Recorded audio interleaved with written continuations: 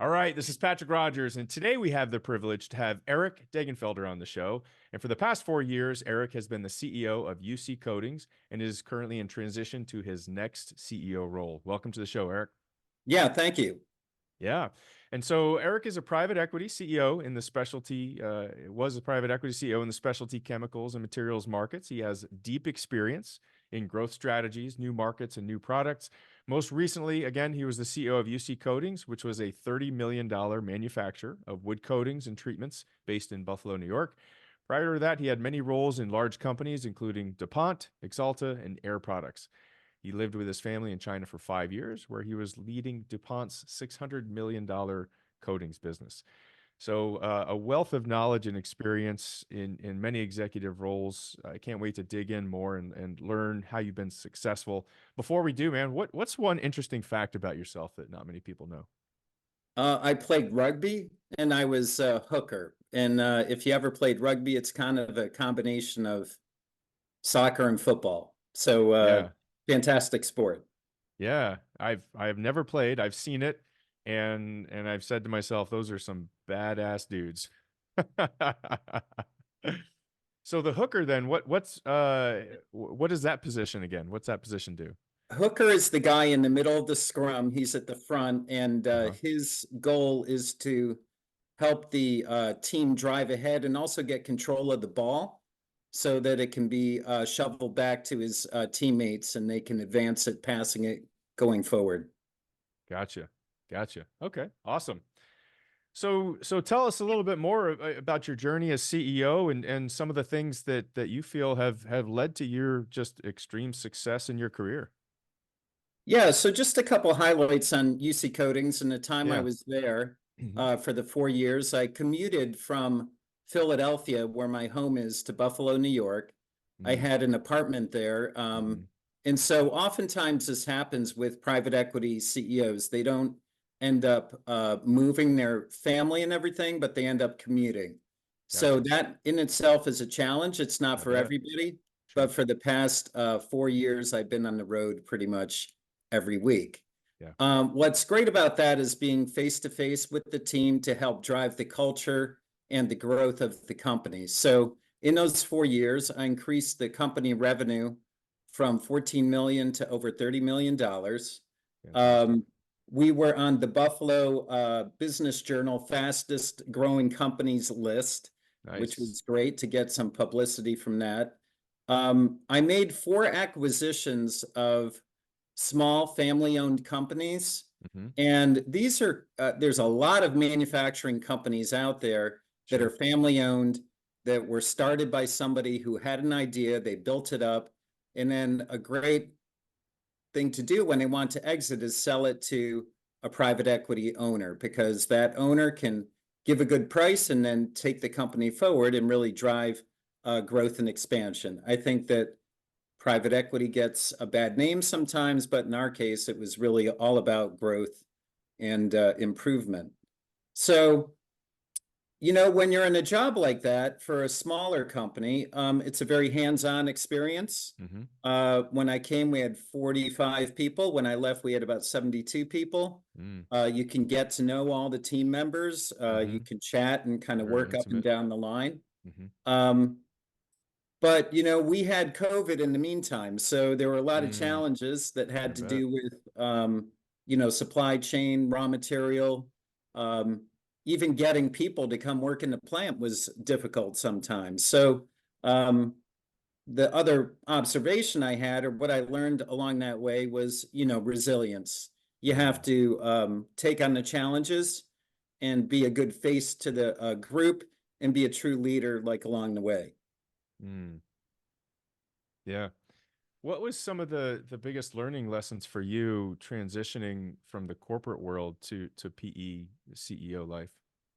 Yeah, remember when I was out in the market looking for this job in the private equity world, a lot of the partners and recruiters would say, not everybody can do it. It's not easy to go from a big corporation to a small company.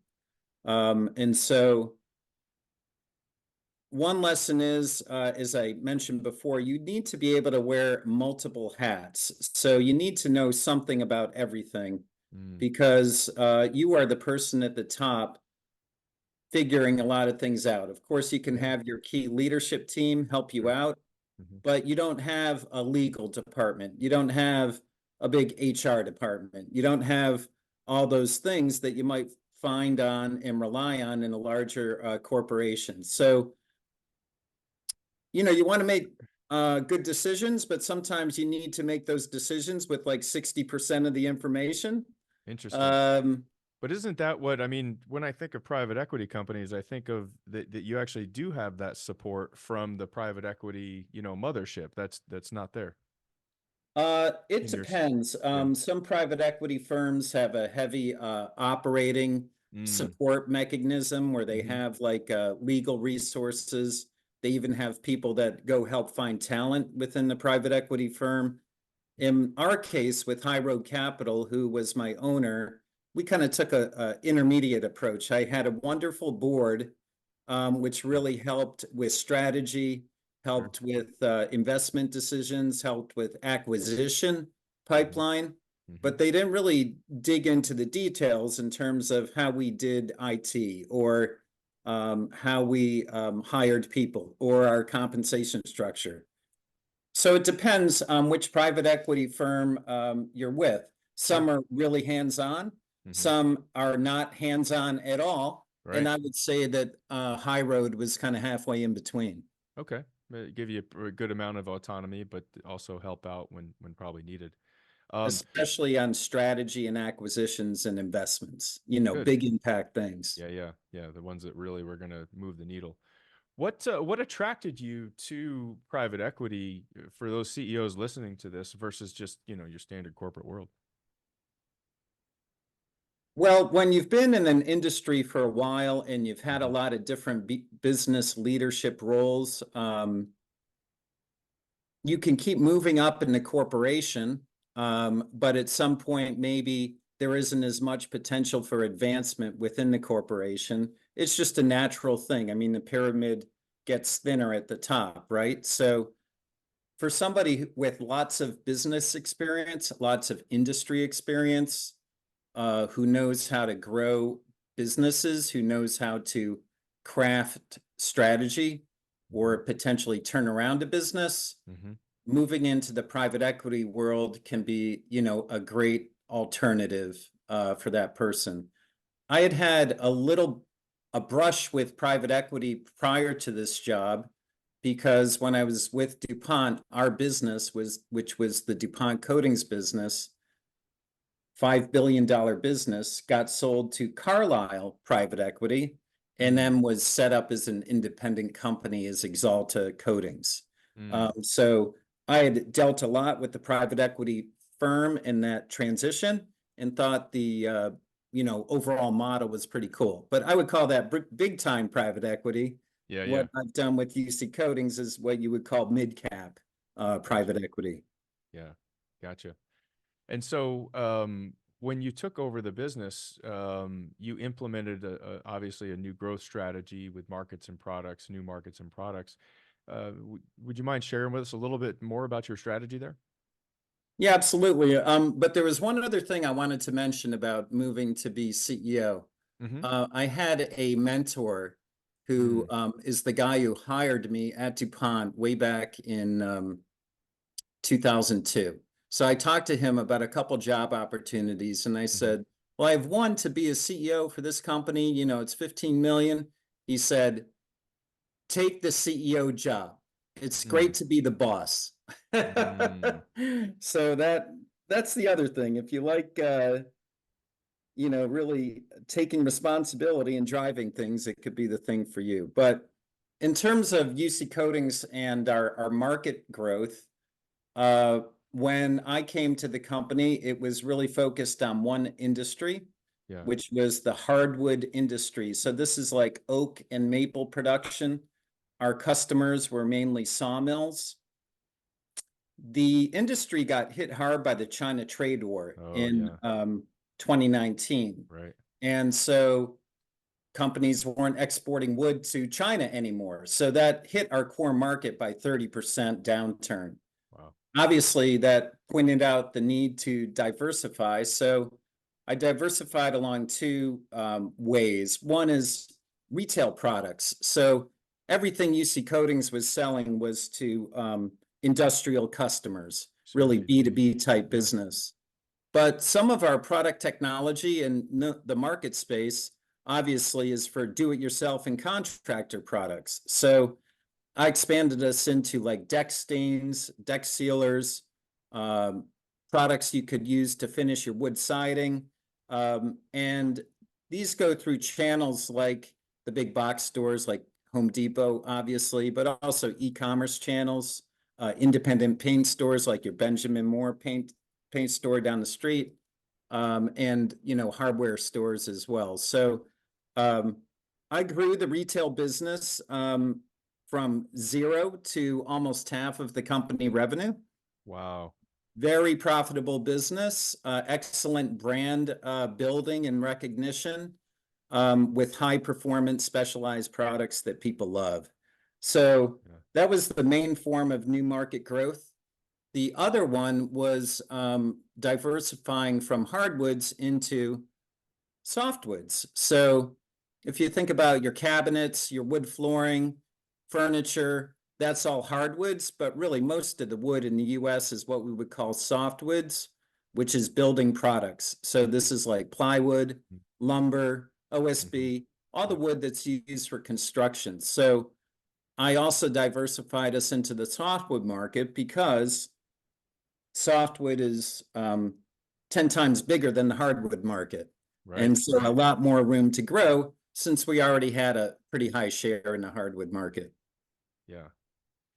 I'm fascinated by this transition, this pivot into retail. Did you bring on someone on your team that was maybe a specialist in taking a product to market, to a retail market? Absolutely. Yeah. I hired a person who had come from PPG, actually, which is a large competitor, Yeah. who had dealt in the retail spaces for a long Very good. time, including wood coatings. Yeah. That person did a wonderful job. I hired a digital marketing manager who knew the e-commerce channels, how to make the advertising work, how to make the listings work, all the infrastructure behind that, different platforms to get into, including our own web stores. And I also then acquired a company based in Wisconsin that was already in the retail market with a specialized product that's wonderful. It's called Abitron. And, that combined with those other pieces really led to that overall growth of the retail platform. Yeah, I love it. It seems like you're a real fan of who, not how, right? Surrounding yourself with the right people. Yeah, but I'll tell you one lesson. Uh-huh. Because of COVID challenges and, organization growth, I found myself sometimes doing the job myself to fill gaps for different things. Yeah. And that's called hero ball. It's where the person at the top keeps running with the ball. Uh-huh. Maybe they should pass it sometimes. Yeah, yeah. So it's important in whatever CEO role that you're in to really have a strong CFO. It's important to have a strong operations person, and it's important to have a strong commercial person, a sales and marketing leader. It's okay, especially in a smaller company, for the CEO to do one of those roles or do it to fill a gap. But there was a time period where I ended up filling like too many gaps, partially due to the COVID situation, and that can get tiring, but also it's not good for the company either. So that was a key learning I had. Look out for the hero ball thing where you're always jumping in and like saving the day and carrying a lot of the load. You want to make sure you're spreading the load with your key people. Yeah, and I see a lot of CEOs, they'll tend to not fill that position or leave it vacant extra long because it's what they're good at and they enjoy, many times, which is, then it takes away from your key CEO requirements. Right. And it's lonely at the top. So, but the person at the top has to guide the company. They have to think about strategy. They have to work on acquisitions. I mean, there's only so many hours in the week. So every time you're doing hero ball, that hour is taking an hour away from something else. Absolutely. Absolutely. So it's a question I ask every one of my guests. If you were going to hire a CEO to take the reins for your next company, what's the one book that you'd require he or she read before taking over for you? I listed two books actually. Uh-huh. The first one is The Goal, and I think The Goal is a good book for anybody in a manufacturing business. Okay. It talks about operations and finding bottlenecks Yeah. and how to run an efficient plant, but it tells it in a story. And I read Oh, I that in love those. business school, Yeah. and it's a well-known book, but if you haven't read it, it's a good entertaining way with some key takeaways that are easy to remember. Cool. The other book I would recommend is The First 90 Days. The First 90 Days is a good book for anybody starting in a new role, Mm-hmm. especially in a new role at a new company. Mm. It gives some guidance on how to get the lay of the land, but then also quickly form a vision and Mm. communication and theories on what to do. When you're coming in, especially as a new leader or a CEO, you have to make an impact within the first 90 days, Mm. because that template will set what happens for the following year. That's how Yeah. people will get to know you. That's what they'll think of your personality, the direction for the company. So that's the second book I'd look at. I love that. And a lot of it's always an interesting topic is when you come into a company, some people will say, I take 30 days and I just sit back and observe, don't make any changes. And some people are, well, I take a whole quarter, 90 days, and it takes that long to get to know the company and the people before you start making changes. But it sounds like, when you took over, how long till you started, when you felt comfortable to start guiding the team and guiding the direction of the company? How long did it take you? Well, when I came, the previous CEO was still on board. He had been with the company for 30 years. Hmm. It had been a family-owned business. He was not the owner, but a key person. And so we had a transition plan where he taught me a Mm. lot of how things worked in the company. He Nice. introduced me to That's nice. a lot of key customers. I think customer focus in an industry like mine is critical. Yeah. Um, and then he helped me get to know different people and what they do, and also privately would share kind of the strengths and weaknesses of different people, which is great because that brings up my second principle, which is teamwork. Mm. Whatever company I'm in, I want to foster an environment of teamwork. Um, so I worked with him for, kind of about a month getting to know things, Yeah. and then started working on the growth strategy. So I started in February, and by April, we were having a big growth strategy session that was like 2 days, Nice. brainstorming and Yeah. prioritizing and, all that. So that was a real visible way to make an impact on the direction of the company. Very good. Awesome. Eric, let me take just a few minutes and summarize just a couple of my main takeaways. One is um, going into a role as a private equity CEO could be very rewarding for somebody who has a lot of experience in multiple departments in a company, specifically, especially if you're going to a smaller, maybe a private equity company. Um, Make sure that when you're in your company too, make sure you diversify. Really look for we didn't say SWOT analysis, but what are the threats that could come in, all possible threats, and make sure that your company has proper diversification. And I love that you did this. You went into retail products, which is a total change of how the company operates. Some could perceive that as a big risk, but you surrounded yourself with the right people who have the experience on being able to do it instead of trying to hero ball it yourself. And I love that. I love that term. Did that actually come from rugby? That term or? Another CEO told me that Okay. term. Okay. I think, but I love that one. Yeah.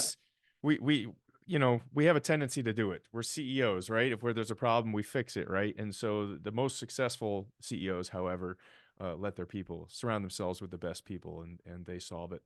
And I love what you said. You know, you need to have the strong three: your strong CFO, strong COO or ops person, and strong sales and marketing CMO. And teamwork is obviously very important. So, Eric, let me ask, if there was one takeaway that you'd really want the audience to absorb from our time together today, what would that be? There's a phrase that I've used that I learned from another guy way back when at DuPont, and it's called victor, not victim. And so Mm, you can apply the victor, not victim approach in personal and in business. But in the mm, business world, what it means is, the world can get chaotic sometimes. COVID mm, can come along. You can have a competitor attack you. You can lose a key customer. The market can go down. What it's up to for you is to take control and fix it. mm, Don't whine about it. I mean, attack the problem and fix it. What I've seen is some people just like to use it as an excuse, and that's being a victim. A mm. victor takes on the problem and figures out how to, move ahead. So again, that's a cultural thing I like to reinforce, and um, that's the kind of company I like to be in. That's the kind of leader I like to be. I love that. I love that. Victor, not victim. Um, Eric, if any of our listeners wanted to reach out and get a hold of you for any follow-up questions, or if there's any companies out there that would love a sharp and amazing PE CEO leader, what's the best way they could do that? You can just contact me via LinkedIn. You can see my profile.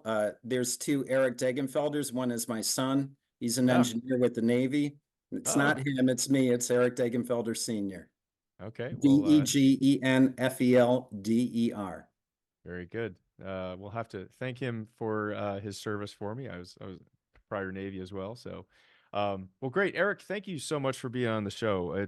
I can tell, you can tell when you have CEOs on the show who just bleed compassion, leadership, and truly caring about their people, and at the same time getting great results for the company. And I get that feeling from you. And this was great information. Thank you so much for being here. All right, it's been a pleasure. Thank you, Patrick. You bet. And for the listeners out there, please hit the like and subscribe button and help us spread the word about what we're doing. We're helping the next generation of CEOs and leaders be that much more successful. With that, this is your host, Patrick Rogers, and we'll see you on the next episode. Thanks a lot.